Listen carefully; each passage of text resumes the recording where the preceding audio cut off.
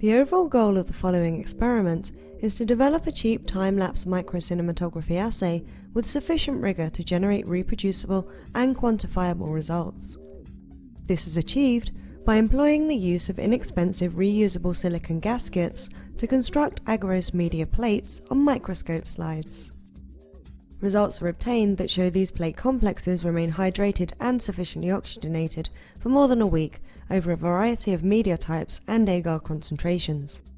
In addition, because time-lapse microcinematography is a slow process, the use of 8 inexpensive microscopes helps to accelerate data acquisition.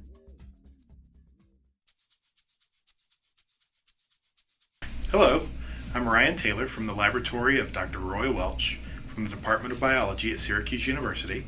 Today we'll show you a procedure for making time-lapse movies of bacterial biofilms. In our lab, we use this procedure to study multicellular behavior of M. xanthus biofilms. So let's get started. To begin this procedure, measure the cell density of an overnight Myxococcus xanthus culture with a Klett meter. Transfer 1 ml of the culture into a 2.5 ml centrifuge tube. Pellet, wash, and resuspend the bacteria in TPM media as described in the accompanying written protocol. Pipette and vortex to completely resuspend the pellet, which may take a while. Next, add 0.5 grams of agarose to 50 ml of TPM, which is the assay media.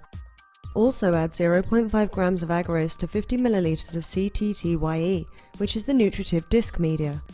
Autoclave to sterilize, then maintain the media at 55 degrees Celsius in an incubator or water bath while constructing the tracking assay.